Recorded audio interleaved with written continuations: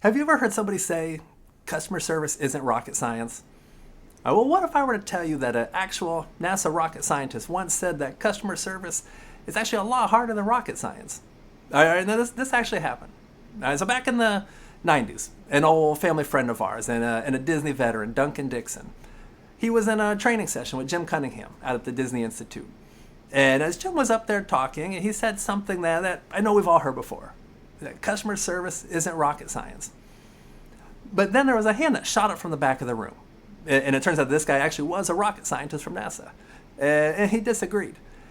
He said, now, we have formulas, we have rules, and we have the laws of physics that we have to follow.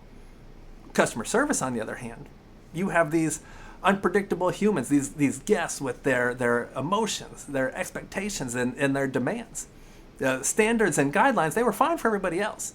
But they were special.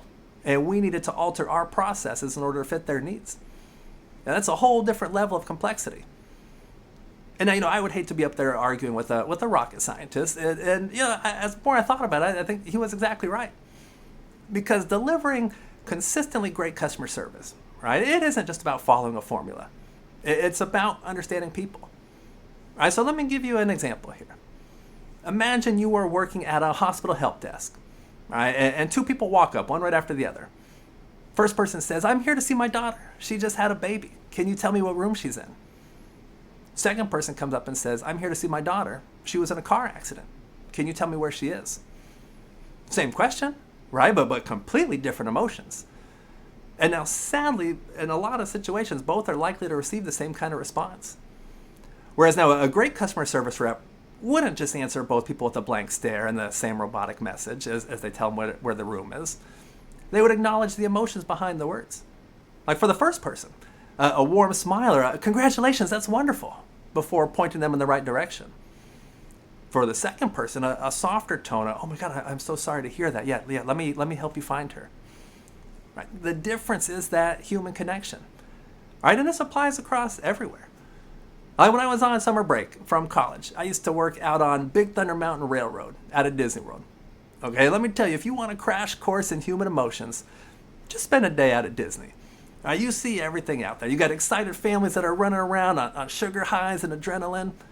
You've got the two cool teenagers who are pretending that they're not having any fun out at Disney. And you've got angry and frustrated parents because their kid, they got to the front of the ride only to find out that their child was too short to actually ride the ride and would be mad at us that we wouldn't let them risk their child's life for the ride. The kids would be devastated because they dropped their ice cream cone. And now Disney cast members, we were trained to adapt and recognize what was going on in these situations. If there was a crying kid who dropped their ice cream, well, that's okay. We had the power to go over and get them a new one, no extra charge. If there was a disappointed child that was too short to actually ride the ride, we could give them what's called a future rider pass. So the next time they came back to the park, they were tall enough to ride the ride, could present that pass and go right to the front of the line. These were small gestures, but the impact was huge. And so now here's the real challenge in customer service. And obviously, you need consistency.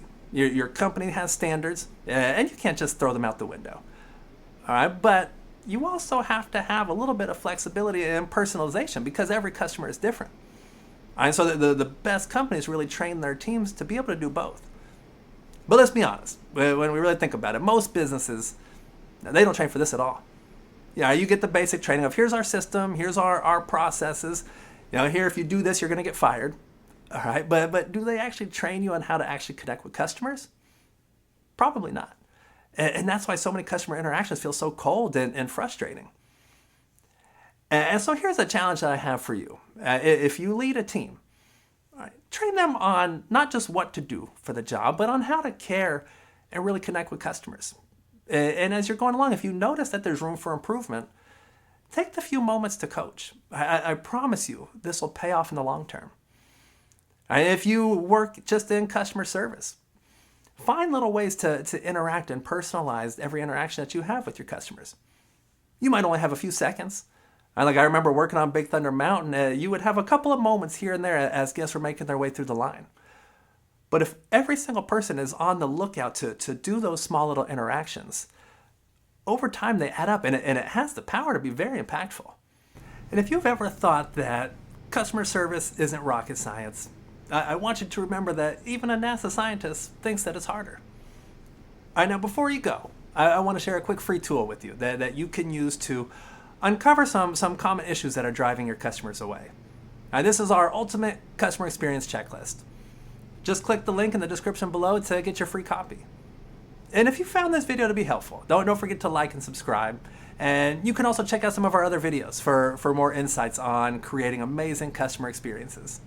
So, thank you all so much for watching, and I will see you next time.